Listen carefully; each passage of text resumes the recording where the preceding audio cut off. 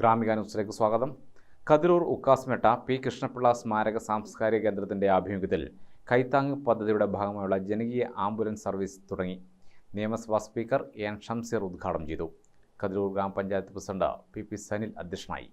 ഇതും ആംബുലൻസിന് പൈസ ഉണ്ടാക്കാനല്ല, മറിച്ച് റിക്കറിംഗ് എക്സ്പെൻഡിച്ചർ, ഇത് നടത്തിക്കൊണ്ടുപോകാൻ ആവശ്യമായ ചെലവ് ശേഖരിക്കുന്നതിനപ്പുറത്ത് ഏതെങ്കിലും തരത്തിൽ കൊള്ളവച്ച് തീർക്കുന്ന പാടില്ല. അത്തരത്തിലൊരു ശീലവും കൃഷ്ണപിള്ള സാംസ്കാരിക കേന്ദ്രത്തിനില്ല. ഇനി ഇതിന്റെ ഭാരവാഹികൾ ഒരു കൂടി കാര്യം കൂടി പറയാം. നിങ്ങൾ അങ്ങനെ ചെയ്യുന്നവരല്ല എന്ന പൂർണ്ണ ബോധ്യമുള്ളതുകൊണ്ടാണ്. ആംബുലൻസ് മേഖലയിൽ ചില തെറ്റായ ശീലങ്ങളില്ല.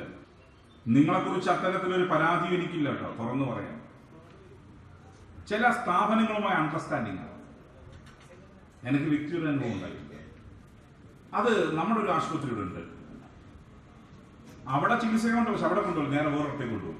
ഇപ്പൊ നമ്മുടെ മുമ്പിൽ ഒരു ആശുപത്രി, അവിടെ എല്ലാ സംവിധാനമുണ്ട്, പക്ഷെ അവിടെ കൊണ്ടുപോകും എന്താ,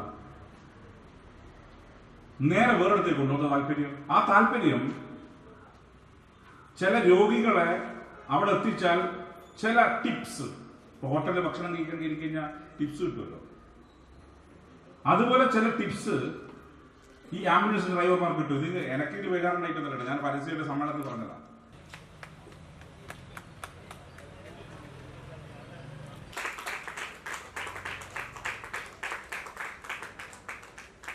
ഡിവൈഎഫ്ഐ യൂണിറ്റുകളുടെ ആഭിമുഖ്യത്തിൽ SSLC +2 വിജയികൾക്കും MBBS കോഴ്സ് പൂർത്തീകരിച്ച ഡോക്ടർ അപർണ മനോജിനെയും ചടങ്ങിൽ അനുമോദിച്ചു. പി കൃഷ്ണപിള്ള സ്മാരക സാംസ്കാരിക കേന്ദ്രം സെക്രട്ടറി TB മനോജ്, ജില്ലാ പഞ്ചായത്ത് അംഗം മുഹമ്മദ് അഫ്സൽ, P അജിത്ത്, ആരോഗ്യ വിദ്യാഭ്യാസ standing committee chairperson KP Ramseena, മുൻ കതിരൂർ ഗ്രാമപഞ്ചായത്ത് പ്രസിഡന്റ് KV പോയതറൻ, V പത്മനാഭൻ എന്നിവർ സംബന്ധിച്ചു.